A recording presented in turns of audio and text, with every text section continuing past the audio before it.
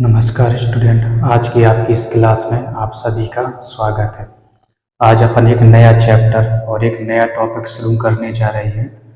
ठीक है ना। तो चैप्टर का जो नाम है वो है कार्बनिक रसायन।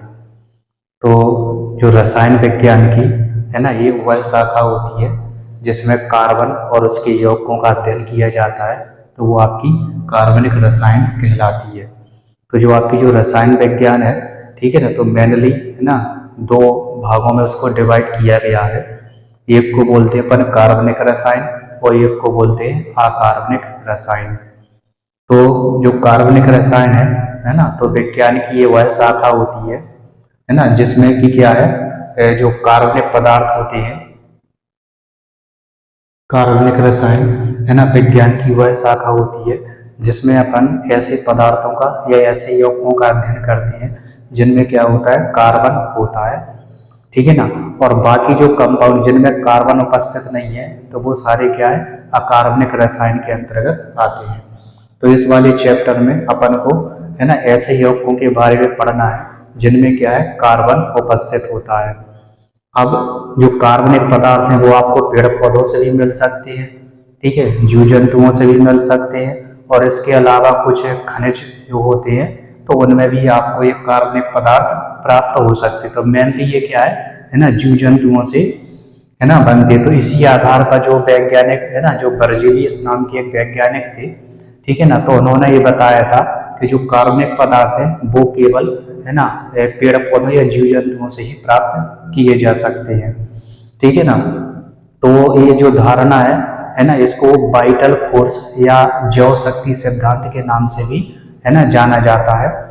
लेकिन कुछ सालों बाद है ना, एक और अन्य साइंटिस्ट आए थे जिनका नाम था बोलर। वो भी क्या है, बर्जीलियस के शिष्य थे। ठीक है ना। तो उन्होंने क्या किया, जो अकार्बनिक पदार्थ थे, ठीक है, जैसे अमोनियम साइनाइड और अमोनिया या फिर साइनिक अम्ल बोल सकते हैं उसको। अमोनिया और साइनिक अम्ल की जब उन्होंने क्रिया कराई तो उससे क्या है, यूरिया प्राप्त हो गया, यानी कि ये कार्बनिक पदार्थ प्राप्त हो गया, जो कि क्या है, इस खोज से 50 वर्ष पहले, ठीक है ना, जो मानव का जो मूत्र होता है उससे भी उसको प्राप्त किया गया था यूरिया को। तो इस तरीके से जो बर्जीलियस ने जो जैव शक्ति सिद्धांत दिया था वो क्या हो गया, वो गलत साबित हो गया। ठीक है ना। तो इस तरीके से जो कार्बनिक रसायन है वो अपने है ना अस्तित्व में आया। तो अपन को ये सब तो चीजें पता है कि कार्बनिक चीजें है ना किन किन चीजों में होती हैं। तो इसमें अपन जो मेन जो टॉपिक चीजें होती हैं वो अपन इसमें पढ़ेंगे। तो जो बर्जीलियस की जो अवधारणा है वो हमने आपको बता ही दी है।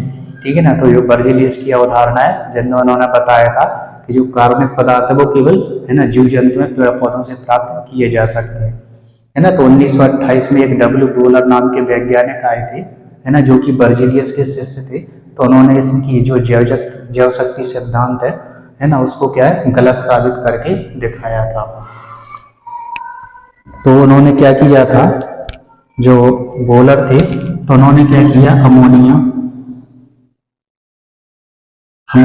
और प्लस में साइनिक अम्ल HCNO, जो साइनिक अम्ल होता है ना, HCNO, या अपन लिख सकते हैं इसमें, या फिर NH4CNO लिख दो, या फिर NH4CNO।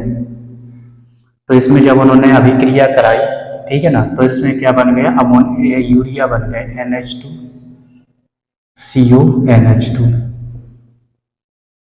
NH2CONH। तो ये अमोनिया है, ये साइनिक अम्ल है, या फिर अमोनियम साइनाइड ले लो अपन, ठीक है ना, या फिर अमोनियम साइनेट ले लो, है ना। तो इसके मिश्रण को जब अपन उन्होंने गर्म किया तो क्या है, यूरिया प्राप्त हुआ, जो कि क्या है, एक अकार्बनिक पदार्थों से इसको बनाया गया था। अमोनिया क्या है, इसमें कार्बन नहीं है, इसलिए एक अकार्बनिक पदार्थ है।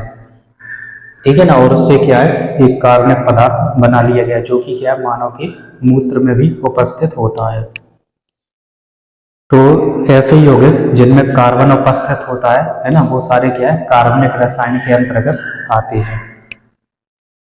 अब जो कार्बन होता है, ठीक है ना, तो कार्बन के बारे में आप लोग सब परिचित होंगे।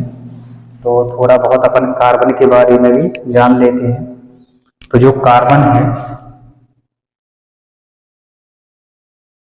कार्बन, इसका जो संकेत है वो होता है C। जो कार्बन है इसका संकेत होता है C और परमाणु क्रमांक इसका होता है 6। ठीक है ना, इसका परमाणु क्रमांक 6 होता है। इलेक्ट्रॉनिक कॉन्फ़िगरेशन यानी कि इलेक्ट्रॉनिक जो वितरण है इसका वो होता है 2 और कॉमा में 4। ठीक है ना, तो इस तरीके से अपन देखते हैं इसके बाहरी कोश में 4 इलेक्ट्रॉन है और इसको अपना अष्टक पूरा करने के लिए 4 इलेक्ट्रॉनों की और आवश्यकता है, तो इसका अष्टक पूरा हो जाएगा। तो ये क्या करता है, इसके पास 2 कंडीशन है, या तो ये 4 इलेक्ट्रॉनों को बाहर कर दे तो इसका अष्टक पूरा हो जाता, या फिर 4 इलेक्ट्रॉनों को किसी और से ग्रहण कर ले तो इसका अष्टक पूरा हो जाता है। तो अधिकांश कंडीशन में ये क्या करता है, ये 4 इलेक्ट्रॉनों को ग्रहण करता है। ठीक है ना, तो इस तरीके से इसकी जो वैलेंसी होती है या जो इसकी जो संयोजकता है वो 4 हो जाती है। ठीक है, इसकी जो संयोजकता होती है या जो वैलेंसी बोलते हैं इसको, ये हो जाती है इसकी 4, जो कि क्या है, सबसे ज्यादा है। ठीक है ना, तो इस आधार पर इसमें 2 गुण होते हैं और इन्हीं 2 गुणों के कारण ही संसार में जो कार्बनिक यौगिक है उनकी संख्या सबसे ज्यादा होती है। और मतलब हर साल जो प्रति साल है, ठीक है ना, तो इन कार्बनिक यौगिकों की संख्या भी क्या है, बढ़ती जा रही है। तो इसकी जो 2 गुण हैं वो अपन इसमें पढ़ेंगे। एक तो इसका श्रृंखलन,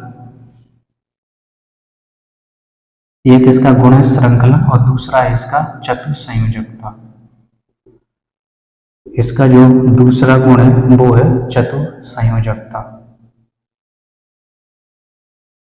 ये 2 इसके गुण होते हैं और इन दोनों गुणों को अपन समझेंगे कि मतलब क्या होता है। श्रृंखलन का मतलब होता है जो कार्बन है इसकी वैलेंसी होती है 4।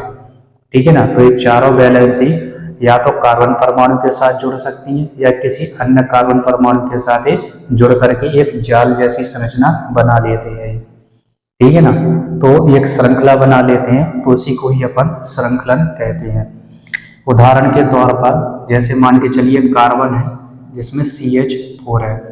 ठीक है, तो इसकी यदि अपन संरचना देखें तो कुछ इस तरीके की होती है, इस तरीके से। ठीक है, अब अगर ये चाहे तो यदि और कार्बन आएगा तो ये हाइड्रोजन को हटा करके, ठीक है ना, उसके स्थान पे क्या है, कार्बन आ जाता है। इसके स्थान पे ये कार्बन आ जाएगा। इसके अलावा और कार्बन श्रृंखलाएं भी इसके साथ में जुड़ सकती हैं। ठीक है, तो जो कार्बन श्रृंखलाएं हैं वो 2 तरीके से जुड़ सकती हैं, एक तो श्रृंखला बनाकर या फिर एक साइड चेन के रूप में। इसके अलावा एक तीसरी श्रृंखला भी होती है, यानी कि 2 प्रकार की श्रृंखलाएं बनाता है, एक तो खुली श्रृंखला हो जाएगी, एक बंद श्रृंखला हो जाएगी।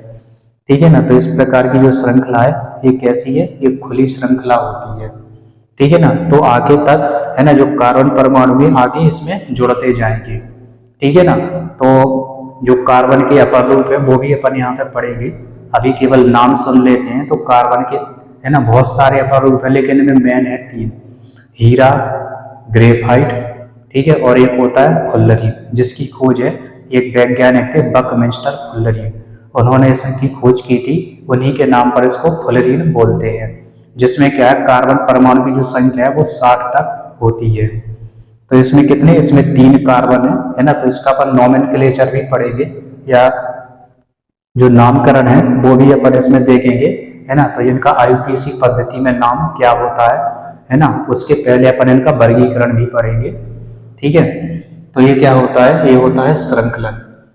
इसके अलावा ये बंद श्रृंखला भी बनाता है, खुली श्रृंखला, ये सब अपन पढ़ेंगे। अभी तो केवल इनके नाम बस आप देख लो। ठीक है, कि एक खुली श्रृंखला है और इस तरीके की ये श्रृंखला भी बनाता है, ये इसको बंद श्रृंखला बोलते हैं। इसका नाम होता है बेंजीन। ठीक है, ये क्या है, ये बेंजीन है। तो इस तरीके की ये बंद श्रृंखला भी बना सकता है। ये खुली श्रृंखला होगी, ये बंद श्रृंखला होगी। ठीक है, और बाद में इसकी जो बैलेंस है वो अपन कार्बन के द्वारा भी पूरी कर सकते और यहाँ पे हाइड्रोजन के द्वारा भी पूरी कर सकते हैं, इस तरीके से।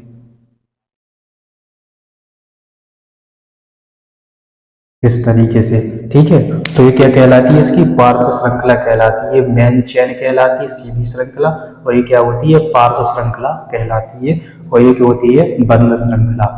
ठीक है, तो कार्बन परमाणुओं में अपने ही कार्बन परमाणु के साथ, है ना, या तो कार्बन परमाणु के साथ जुड़ सकता है या अन्य कार्बन परमाणु के साथ, है ना, जुड़ने की एक विशेष क्षमता होती है, और इसी क्षमता को ही अपन श्रृंखलन या कैटेनेशन कहते हैं। ठीक है, इंग्लिश में बोलते हैं इसको कैटेनेशन और हिंदी में बोलते हैं इसको श्रृंखलन, यानी कि श्रृंखला बनाने की क्षमता ही इसका श्रृंखलन कहलाती है। इसके बाद देखें अपन चतुसंयोजकता। तो इसकी जो वैलेंसी होती है वो 4 होती है। ठीक है ना, तो चारों वैलेंसी में या तो कार्बन परमाणु जुड़ सकता है या अन्य परमाणु को जोड़ करके, है ना, ये अपनी संयोजकता जो होती है वो पूरी कर लेते हैं। ठीक है ना, तो वैलेंसी होना भी जो 4 संयोजकता ये सबसे ज्यादा होती है। ठीक है, तो जितने भी कार्बन परिवार के जितने भी, है ना, मेंबर होंगे उन सभी की जो संयोजकता होती है वो 4 होती है। इनमें जो कार्बन होता है, ठीक है ना, तो उसमें ये श्रृंखला बनाने की जो प्रवृत्ति है वो सबसे ज्यादा होती है। इसलिए संसार में जो कार्बनिक परमाणु है वो, जो कार्बनिक यौगिक है वो आपको सबसे अधिक संख्या में मिलेंगे। ठीक है, तो कार्बन की जो संयोजकता वो 4 होती है, जिसमें क्या करता है ये अन्य परमाणु के साथ सहसंयोजक बंध द्वारा जुड़ जाता है। ठीक है, तो इसमें क्या है, सहसंयोजक बंध होता है। तो जो कार्बनिक यौगिक होंगे उनमें आपको सहसंयोजक बंध मिलेगा। अभी अपन कार्बन और अकार्बनिक यौगिकों में अंतर भी पढ़ेंगे, तो उसमें जो भी चीजें अंतर होती है, जो भी डिफरेंस है वो अपन वहां पे सब देख लेंगे। ठीक है, तो इस तरीके से ये कार्बन के 2 गुण होते हैं, है ना, जिसमें चतुसंयोजकता, जिसमें वैलेंसी उसकी 4 होती है ना, जिसमें अन्य कार्बन परमाणु जुड़ करके सहसंयोजक बंध द्वारा, है ना, जुड़ते हैं। और श्रृंखलन में क्या होता है, ये श्रृंखला बनाने की इनमें क्षमता होती है। ठीक है, इस तरीके से अपन ने 2 गुण पढ़े। इसके बाद अपन पढ़ेंगे कार्बनिक यौगिक और अकार्बनिक यौगिक में अंतर। तो मैं इसको इरेज किए दे रहा हूँ और इसके बाद अपन पढ़ेंगे कार्बनिक और अकार्बनिक यौगिकों में अंतर। कार्बनिक और अकार्बनिक यौगिकों में अपन को अंतर पढ़ना है। तो सबसे पहला जो अंतर है वो है श्रृंखलन का। ठीक है, तो जो कार्बनिक यौगिक होते हैं उनमें श्रृंखलन का गुण पाया जाता है। इसमें जो श्रृंखलन का गुण है ये क्या होता है, ये पाया जाता है। इसमें श्रृंखलन का गुण होता है, जबकि इनमें क्या है, श्रृंखलन का गुण नहीं होता है। इसलिए इनके जो यौगिकों की जो संख्या है वो लगभग 10 लाख के ऊपर है। ठीक है ना, इनकी जो संख्या है लगभग 10 लाख तक इनकी संख्या होती है कंपाउंडों की। और प्रति वर्ष यानी कि हर साल, है ना, कम से कम, है ना, 7000 तक नए कंपाउंड क्या है, बढ़ रहे हैं, यानी कि नए यौगिकों की खोज हो रही है। ठीक है, तो इस तरीके से जो कार्बनिक यौगिक हैं इनकी संख्या क्या है, बहुत अधिक है। कारण क्या है, श्रृंखलन का। जो अकार्बनिक यौगिक होते हैं इनमें श्रृंखलन का गुण नहीं पाया जाता है, इसलिए इनकी जो संख्या है वो लगभग 7500 तक है। तो इनकी जो संख्या है वो है 10 लाख तक। ठीक है, और इनकी जो संख्या है वो है 7500। ठीक है, 7500 तक इनकी संख्या है लगभग। इसके बाद होता है अगला जो गुण है, अगला गुण है इनका समानता का, है ना। तो जो कार्बनिक यौगिक होते हैं वो एक दूसरे से बहुत अधिक समानता रखते हैं, लेकिन अकार्बनिक यौगिकों में समानता नहीं होती है। ठीक है, तो जो कार्बनिक यौगिक होते हैं इनमें बहुत अधिक समानता एक दूसरे में पाई जाती है। इसके बाद है जटिल यौगिक, यानी कि जो कार्बनिक यौगिक होते हैं वो बहुत ज़्यादा जटिल यौगिक होते हैं, जैसे कि प्रोटीन हो गया, आपका वसा हो गया, कार्बोहाइड्रेट, ये सारे के सारे क्या होते हैं, आपके कार्बनिक यौगिक होते हैं। ठीक है, इसलिए ये क्या होते हैं, बहुत ज़्यादा जटिल होते हैं, और ये जो अकार्बनिक यौगिक है ये कम जटिल होते हैं। ठीक है ना, इसके अलावा जब ये जटिल है तो इनका अणुभार भी बहुत ज़्यादा होता है। ठीक है, इनका जो अणुभार होगा ये बहुत अधिक होता है, और जबकि इनका जो अणुभार है, अकार्बनिक यौगिकों का जो अणुभार है वो कम होता है। इसके बाद है समावयवता। तो जो कार्बनिक यौगिक हैं वो समावयवता प्रदर्शित करते हैं, जबकि अकार्बनिक यौगिकों में समावयवता का गुण नहीं होता है। अभी अपन समावयवता की केवल परिभाषा जान लेते, समावयवता होता क्या है, इसका पूरा डिटेल, है ना, आगे की जो क्लासें लगेगी, आगे की जो वीडियो होगी उसमें आपको पूरी डिटेल से बताया जाएगा कि समावयवता होता क्या है।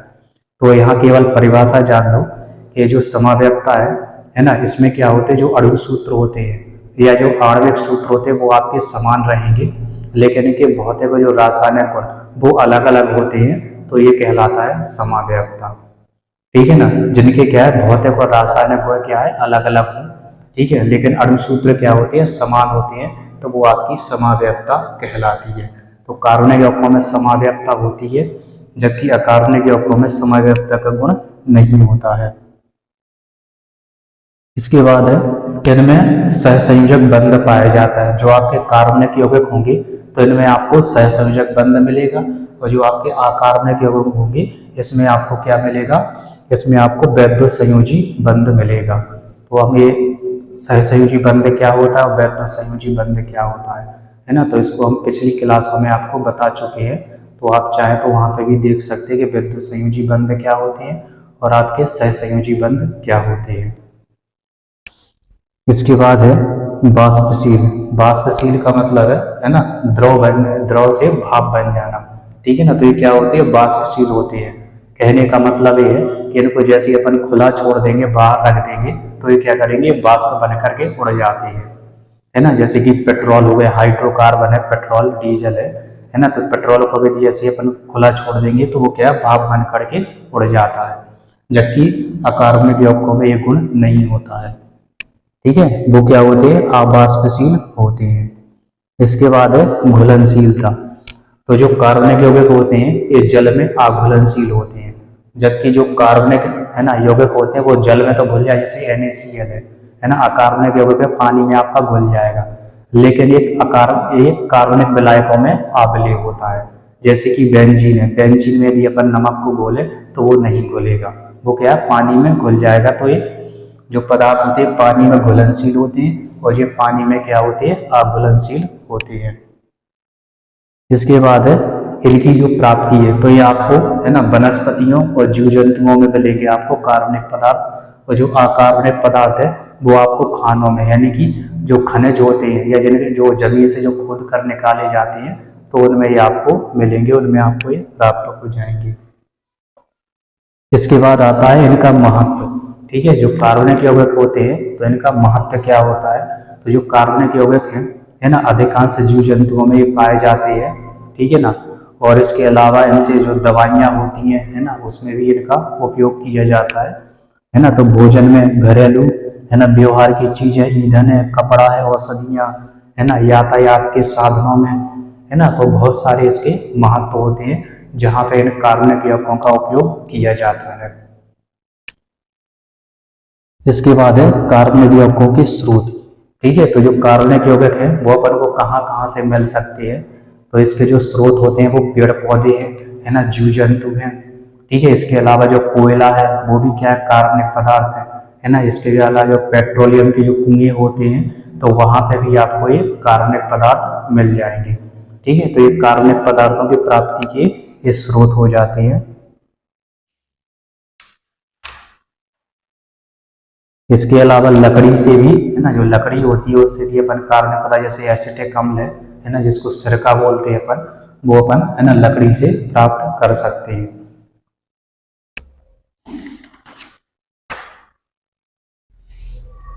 तो इस तरीके से अपन ने है ना जो नॉर्मल चीजें हैं, जो छोटी छोटी है ना, वो चीजें अपन ने आज सीखी हैं, ठीक है। इसमें सबसे जो पहला जो पॉइंट है, ठीक है, तो वो इसमें सबसे ज्यादा इम्पोर्टेंट है ना, जो कि हमने आपको एक सिद्धांत बताया, जैव शक्ति सिद्धांत, ठीक है ना। किसने दिया था, बर्जीलियस ने दिया था। इसको गलत सिद्ध किसने किया था, एक बोलर नाम के साइंटिस्ट थे, 1928 में उन्होंने इसको है ना गलत सिद्ध किया। कैसे किया था, इन्होंने क्या है, अकार्बनिक पदार्थों के है ना उपयोग से एक कार्बनिक पदार्थ को बना के दिखाया था, है ना। इससे क्या होगी, जो बर्जीलियस की जो धारणा थी या जो जैव शक्ति सिद्धांत था वो क्या है, गलत साबित हो गया, ठीक है। तो इसमें ये चीजें थी।